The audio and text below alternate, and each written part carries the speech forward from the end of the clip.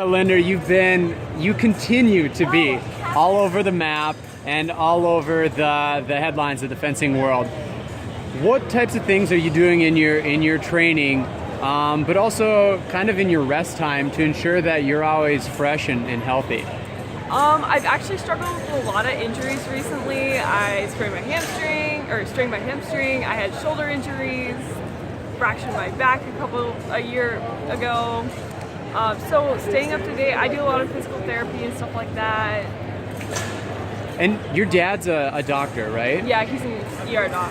So how does his medical expertise help ensure that you're kind of always on the right medical program or training program to ensure that you're staying healthy? He tends to stay out of that usually, but if I have a question on something, he'll be like, oh yeah, do this or don't do this, or that doesn't work, don't pay attention to that.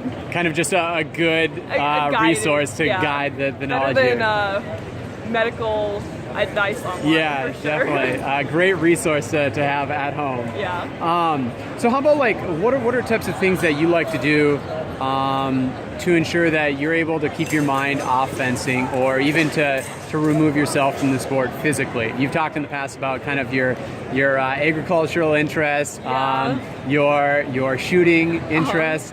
What are other types of things? Well, I'm really into agriculture, and I'm on our school board for FFA and everything. So I'm super into that still. I'm really into science and other stuff. And when you're in one place for such a fixed period of time, like Summer Nationals here, how do you kind of remove yourself from the venue or wind down between, what do you got, 3 events here this week, maybe more with team? Yeah, team. Well, staying here and cheering for my teammates is really important to me, and hanging out with people from Worlds that I met, which was a really cool experience. But other than that, nothing really. I try and stay out of the venue sometimes. That helps. Some people really kind of feed on being around the fencing on their days off and supporting teammates, as you just said, but also just kind of enjoying not being the spotlight. Do you feel like you don't need that same separation that others might, and instead what I just described also helps you? Yeah, I feel like I fall into that category more. I'm not a very vocal fencer when on the strips, so I think feeding off my teammates' energy and stuff really affects me.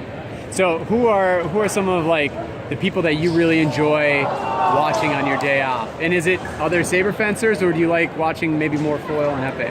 I really didn't like to watch foil and epee before I went to Worlds, but afterwards I saw some amazing things that happened, and it just kind of blew my mind. So Linder and Amon Blow, they're fencing, Stephanie and Isabel, and just they were all kind of role models that were out there. And definitely, with everyone you mentioned, from Sylvie Bender to Iman Blow, cadet and junior, dominant women foilists. How about on the international side, maybe cadet and junior, or even senior foilists, epeists? Who do you kind of like to watch? I don't know. It's also interesting to me, and I don't really know the rules that well. So, Jeffrey's really cool, and their fencing is it's really unique. One of them, Sean Wilson, he pointed out, he's like, yeah, fencing means something different to each of us, but we're all really good at it, and it was such a unique experience. How did being at Worlds, this year really shape kind of your perspective, maybe of fencing more broadly, but also kind of your relationship with saber in particular? Yeah, so I come to NACS and I usually get really nervous, thinking making team depends on this, but going to Worlds, it made that look smaller almost. Not in a negative way, but just perspective. Just because I lose one battle at a NAC doesn't mean my fencing career is over. So how being able to have that experience where you see kind of the picture on a grander scale, again, not negatively, but just how does it now help your confidence and your anxiety in these NACs or Summer National events? Yeah, well, before I was more nervous to fence, but now I just get excited, and not vocally, but physically, I'm ready to fence. Before I'd get nervous, I wouldn't eat, but.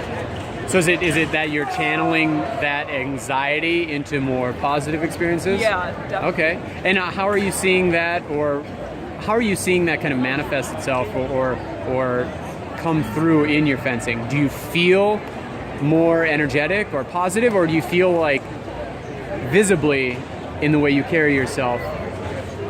I'm just ready to fence. If I lose a touch, whatever. If I get a touch, I mean, that's great, but it's not life or death. It's not going to be the end of the world. Awesome. So does that, assuming that you have less anxiety, is it safe to say that maybe we're going to continue seeing such consistent results from you in the future? That's always the hope, but anything can happen, so I'm really looking forward to this year. All right. Well, you got your week off to a great start here with a win yesterday. Yeah. Congratulations. And Thank you. Best of luck the rest of the week. Thank you.